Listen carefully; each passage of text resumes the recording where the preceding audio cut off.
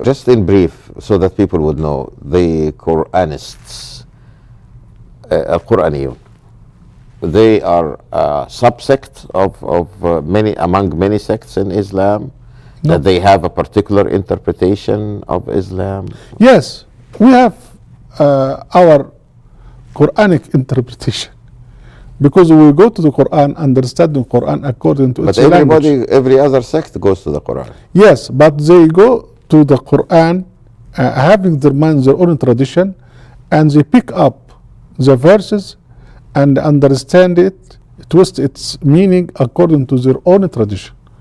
So they pick some verses, twist its meaning, and ignore others. You mean they do that deliberately, or Yes, they yes, misunderstand? this is exactly what they are used to do from Middle Age, and they still do it. And beside it, they have also their own tradition, which is religious teaching attributed to the Prophet Muhammad and to their own Sharia that contradict the Quran and Islam in details and in rules and everything. So the basic thing that you're saying now is that other sects would deliberately misinterpret the Quranic text Yes. to serve political purposes, for Yes, instance? because they are seeking But to it the is power. not a historical development, Yeah, it is a perhaps historical, yes. based on misunderstanding rather than deliberate Yes, falsification? Yes, it has begun in the time of the companions of Prophet Muhammad after his death.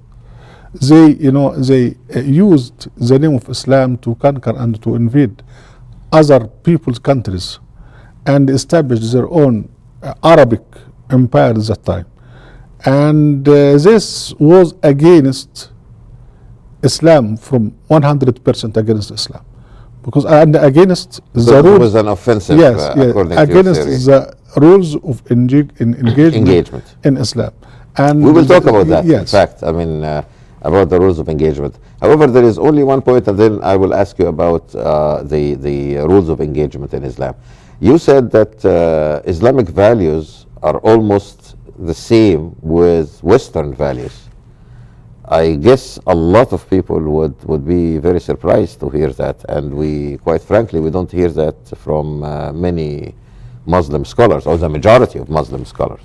So how would you give us? Yes, for 25 years we declare this, we explain this, we explain that the nearest human writing to the Quranic law is universal declaration of human rights, and it is based on the high values of freedom of speech and belief, tolerance, peace, justice, and human dignity.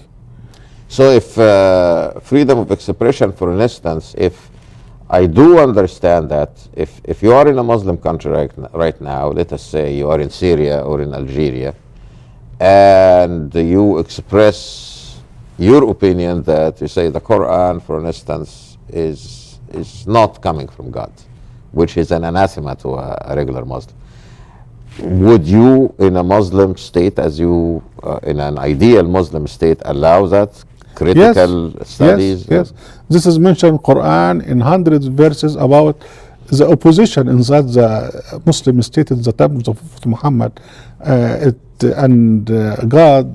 God in the Quran describes them as hypocrites, and they have the unlimited freedom of speech and belief and in political movement against the Prophet Muhammad. So you are saying yes. And the order comes from the Quran to the Prophet Muhammad to avoid them, to tolerate them. What about sexual freedom?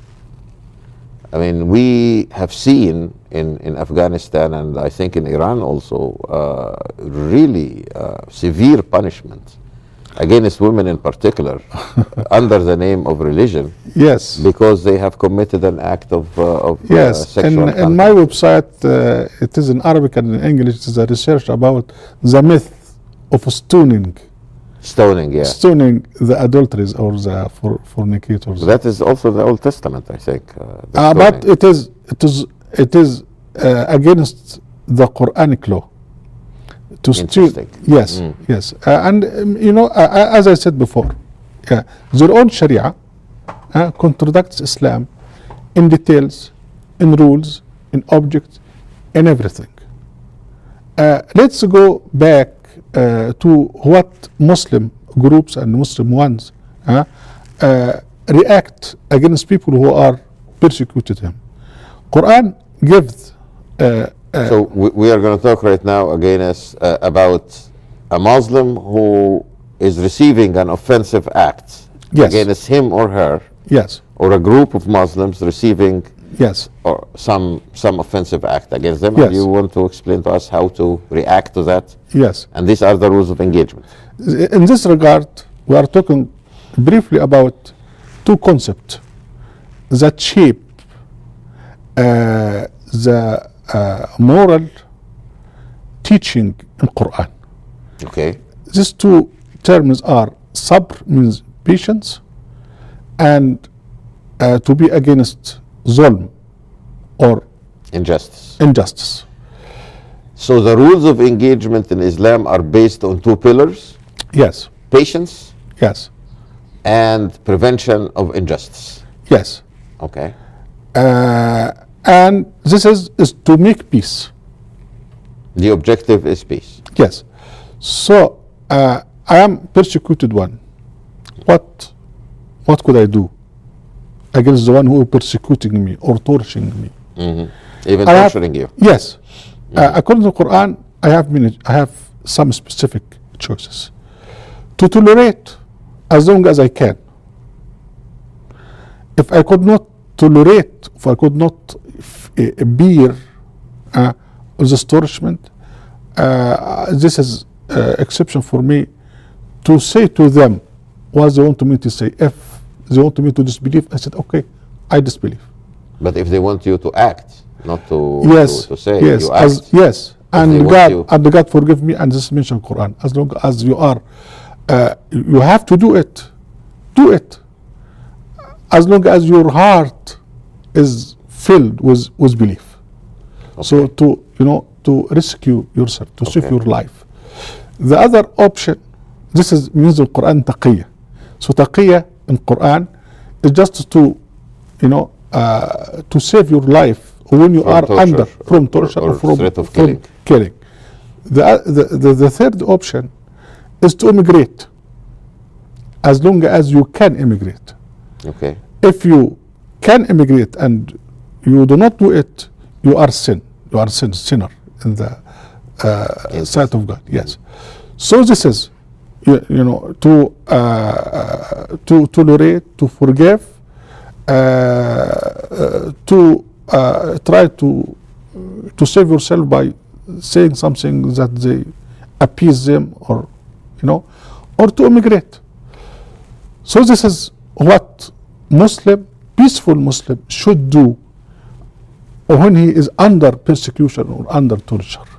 Yes. According to sabr, or to be patient, and to be passionate in dealing with patients, with people who are your enemies. Yes. That sounds very close to and Christian, to forgive them. Christian instructions also. Yes, this is mentioned in many verses of the Quran, how to forgive our people who are sinner, who are violating your rights. So suppose this group of Muslims who immigrate to another place. So we are talking about now about a very primary or very new state, very weak, very vulnerable state. Okay. Yes, this state, as long as they could not defend themselves against the attack comes from another country. Yes, they are not allowed to defend themselves.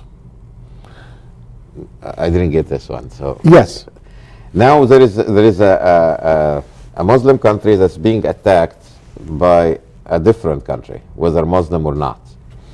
And this Muslim country is weak, is less weaker than the attacker.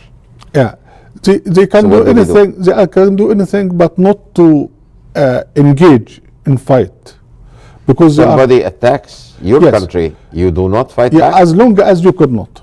This is this is what I